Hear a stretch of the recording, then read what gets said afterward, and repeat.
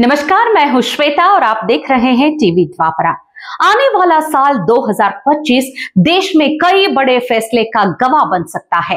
देश की सियासत और सुर्खियों में रहे कई मामले इस साल सुप्रीम कोर्ट की नजर से गुजरेंगे और ये हो सकता है कि इनमें सुप्रीम कोर्ट अपना फैसला भी सुना दे। सुप्रीम कोर्ट आने वाले साल 2025 में कई अहम मामलों में सुनवाई करेगा और इनके दूरगामी सामाजिक, धार्मिक, पारिवारिक और राजनीतिक असर देखने को मिल सकते हैं। इनमें कई मामले खासे सुर्खियों में रहे हैं और इन पर अब सुप्रीम फैसला का इंतजार है। तो नजर डालते हैं कुछ ऐसे मामलों पर। सुप्रीम कोर्ट इस साल प्लेसेज ऑफ वर्शिप एक्ट 1991 की संवैधानिक वैधता को चुनौती देने वाली याचिकाओं को सुनाएगा।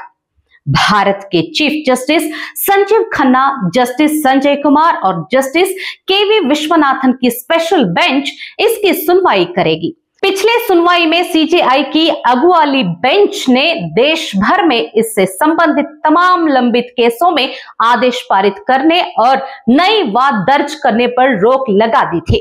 मुख्य चुनाव आयुक्त और चुनाव आयुक्तों की नियुक्ति के लिए बनाए गए कानून को चुनौती देने वाली याचिका पर सुप्रीम कोर्ट सुनवाई करने वाला है और इस पर अहम फैसला होना है। कोर्ट ने केंद्र और चुनाव आयोग से इस मामले में अपना जवाब दाखिल करने को कह रखा है। कांग्रेस चुनाव आयोग के नियमों में बदलाव को लेकर केंद्र सरकार के हालिया फैसले के खिलाफ सुप्रीम कोर्ट पहुंची है और इसकी ये मामला भी अगले साल सुर्खियों में रह सकता है।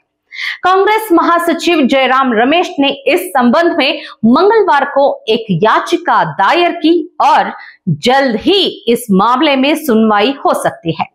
गौरतलब है कि केंद्र सरकार ने सीसीटीवी कैमरा और वेबकास्टिंग फुटेज के साथ साथ उम्मीदवार की वीडियो रिकॉर्डिंग जैसे कुछ इलेक्ट्रॉनिक दस्तावेजों के सार्वजनिक निरीक्षण को रोकने के लिए चुनाव नियमों में बदलाव किया है। इस मामले में सरकार का कहना है कि ऐसा करने के पीछे उसका मकसद इनका दुरुपयोग रोकना है।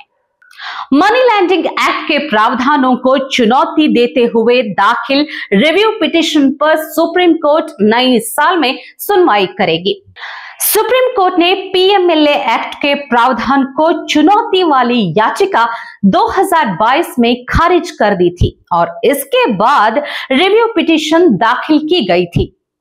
दिल्ली में सर्विसेज से जुड़े केंद्र सरकार के कानून को चुनौती देने वाली याचिका पर सुप्रीम कोर्ट को सुनवाई करनी है। दरअसल सरकार ने कानून बनाकर सर्विसेज का कंट्रोल एलजी के हाथ में दिया था और इस कानून को दिल्ली सरकार ने चुनौती दी थी। सुप्रीम कोर्ट ने 19 मई 2024 को इस मामले को 5 जजों के संवैधानिक बेंच को रेफर कर दिया था। शीर्ष अदालत ने 2017 में 3 तलाक की प्रथा को खारिज कर दिया था। बावजूद इसके मुस्लिम समुदाय के बीच ये प्रथा बदस्तूर कई जगह जारी थी। सरकार ने इसे रोकने के लिए कानून बनाया जिसे सुप्रीम कोर्ट में चुनौती दी गई है। कोर्ट में केंद्र ने कहा था कि सुप्रीम कोर्ट ने 3 तलाक को गैर संवैधानिक करार दिया। इसके बावजूद इसकी संख्या कम करने के लिए ये प्रभावी नहीं हो पाया था। इसके बाद पीड़ित मुस्लिम महिलाओं की अधिकारों की रक्षा के लिए कानून पारित किया गया।